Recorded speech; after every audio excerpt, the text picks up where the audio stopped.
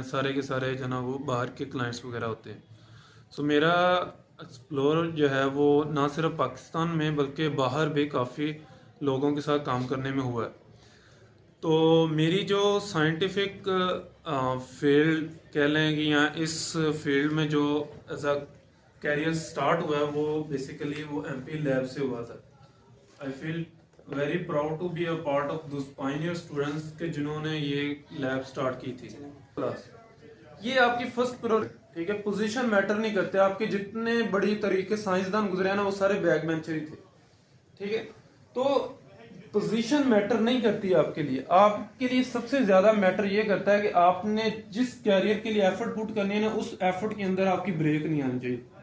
उसको पढ़ने के बाद ही आप जो ना इन सारी चीजों को समझ सकेंगे, उसके बगैर आपको ये चीजें भी समझ नहीं आएंगी।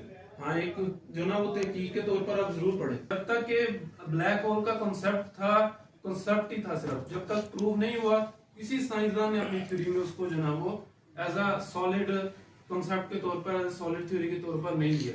500 वाला बच्चा भी आकर 1000 वाले बच्चे से अगर ज्यादा मेहनत करके वहां से निकलता है तो वो एक अच्छा कैरियर बना सकता है। भी बैठे हुए हैं जॉबलेस हैं, ठीक है, कोई फायदा नहीं। अगर आपने जो ना अपने कैरियर को जो ना एक अच्छी स्ट्रीम लाइन पर, एक अच्छे जो ना रोड पर नहीं रखा, पैदा करनी है क्वेश्चन करने की।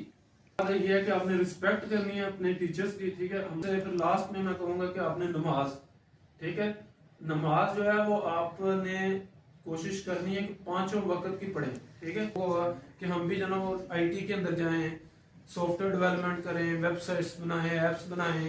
यूनिवर्सिटी में बेटा आप जब जाओगे ना, जब आपने इंटरमीडिएट कर लेना है तो मेन चीज जो आपकी यूनिवर्सिटी का जो कैरियर है वो डिसाइड होगा on the based of your intermediate courses, ठीक है। आपने जो इंटरमीडिएट में पढ़ा होगा ना, फॉर एग्जांपल आपने इंटरमीडिएट में जो ना सर आपने कब सोचा कि आपने सॉफ्टवेयर इंजीनियर बनना है? जो ना वो बस यूनिवर्सिटी में बिल्कुल इस तरह की लैब होगी और आपको वहाँ पे बिल्कुल काम भी करने देंगे, आप वहाँ पे खुद भी बनाएंगे चीजें, सारा कुछ आप खुद ही करेंगे। आपने अपने करियर का स्टार्ट कहाँ से शुरू किया?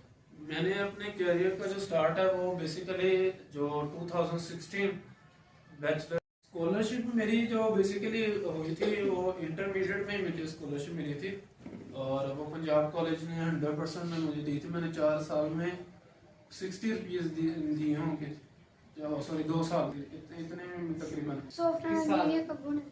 मैं एज अ जो है आर्टिफिशियल इंटेलिजेंस, जो आर्टिफिशियल इंटेलिजेंस है with the help of machine you can take the same amount of work or more than what normally the humans do, ठीक है। आप आर्टिफिशियल इंटेलिजेंस से वो काम भी ले सकते हैं जो मशीन जो है वो बनिस्बत इंसानों से ज्यादा बेहतर तरीके से परफॉर्म कर सकती हैं, ठीक है। अभी उसकी जो डेफिनेशन थ्योरी में तो नहीं हम जाते, लेकिन सादा अल्फाज में यही है कि इस वक्त जो आप काम अपने एज अ ह्यूमन कर रहा है और अपने हवासे खमसा को यूज करके, लाइक अपने इंटेलिजेंस को यूज करके वो खुद कर रहा है, वो इंटेलिजेंस वो उस मशीन को समझाता है, उस मशीन के अंदर वो जो है वो इंटेलिजेंस ट्रेन करता है।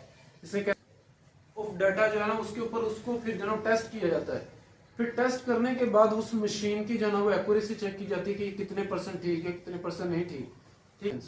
जो आपने मेरे इतना अपना कीमती वक्त दिया, आईटी के बारे में समझाया, एआई के बारे में, सॉफ्टवेयर इंजीनियरिंग के बारे में, और आपने मेरी यूनिवर्सिटी के लेवल के बारे